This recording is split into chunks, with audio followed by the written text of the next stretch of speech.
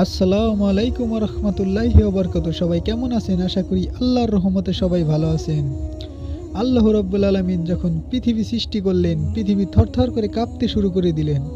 আল্লাহ রাব্বুল আলামিন ফেরেশতাদের উদ্দেশ্যে বললেন, হে ফেরেশতা, তোমরা দেখো আমি পৃথিবীর কাঁপুনি থামিয়ে দিচ্ছি। আল্লাহ রাব্বুল আলামিন পৃথিবীর বুকে পাহাড় গেড়ে দিলেন। পাহাড় গেড়ে দেওয়ার পর পৃথিবীর কাঁপুনি ঝাঁকুনি থেমে গেলেন। ফেরেশতারা দেখে অবাক হয়ে গেলেন। আর আল্লাহ রাব্বুল আলামিনকে বললেন, হে আল্লাহ, এই পাহাড়ের এত শক্তি যে পৃথিবীর কাঁপুনি থামিয়ে দিল। আল্লাহ রাব্বুল আলামিন বললেন, হ্যাঁ। ফেরেশতারা বললেন, হে আল্লাহ, এই পাহাড়ের থেকেও শক্তিশালী কিছু আছে নাকি? আল্লাহ রাব্বুল আলামিন বললেন, হ্যাঁ আছে। পাহাড়ের থেকেও শক্তিশালী হচ্ছে লোহা। পাহাড় যতই শক্তিশালী হোক, লোহা তার মধ্যে গেড়ে যায়। পাহাড়ের মধ্যে লোহা গেড়ে যায়। ফেরেশতারা বললেন, হে আল্লাহ, এই লোহার থেকেও শক্তিশালী কিছু আছে নাকি? আল্লাহ রাব্বুল আলামিন বলল, হ্যাঁ আছে। লোহার থেকেও শক্তিশালী হচ্ছে আগুন। ফেরেশতারা বললেন, হে আল্লাহ, এই আগুন কিভাবে শক্তিশালী? আল্লাহ রাব্বুল আলামিন বললেন, হে ফেরেশতা শোনো, লোহা যতই শক্তিশালী হোক না কেন, আগুনের মধ্যে দিলে লোহা গলে যায়। ফেরেশতারা বললেন, হে আল্লাহ, এই আগুনের থেকেও শক্তিশালী কিছু আছে নাকি? আল্লাহ রাব্বুল আলামিন বললেন, হ্যাঁ আছে। আগুনের থেকেও শক্তিশালী হলো পানি। ফেরেশতারা বললেন, হে আল্লাহ, এই পানি এত শক্তিশালী কেমন করে? আল্লাহ রাব্বুল আলামিন বলল, হে ফেরেশতা শোনো, আগুন যতই ভয়ানক হোক না কেন, পানির মধ্যে গেলে পানি দিলে আগুন নিভে যায়।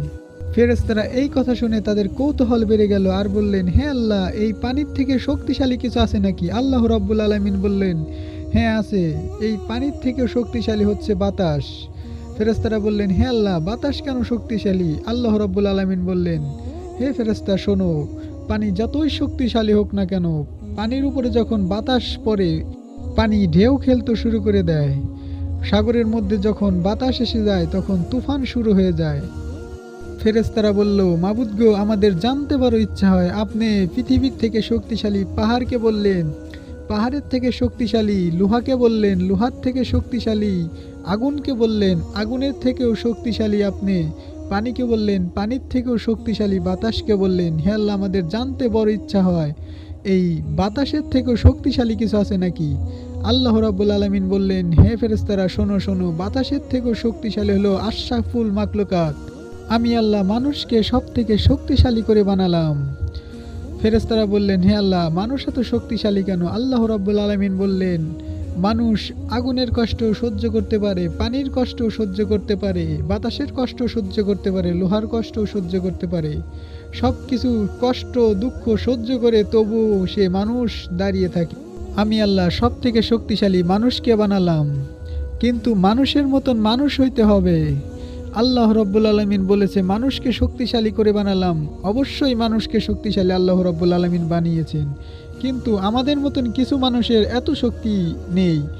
কারণ আমরা পৃথিবীতে এসে আল্লাহ রাব্বুল আলামিনের কথা মতন দেখানো রাস্তায় চলি না, নবীজির শিখানো পথে দেখানো পথে চলি না। তার কারণেই আমাদের শক্তি অনেক কম। আমরা আগুনের কষ্ট সহ্য করতে পারি না, পানিতে ডুবে যাই, অনেক কষ্টই হয়। কিন্তু যারা প্রকৃত আল্লাহর ওলি, আল্লাহ রাব্বুল আলামিনের পছন্দ করা বান্দা, তাদের পানিও কিছু করতে পারে না, আগুনও কিছু করতে পারে না। তারা আল্লাহ রাব্বুল আলামিনের কথা মতন সত্যি সবকিছুর থেকে শক্তিশালী। হে আল্লাহ, আপনি আমাদের সবকিছু বোঝার এবং শেখার তৌফিক দান করে দেন। আমিন।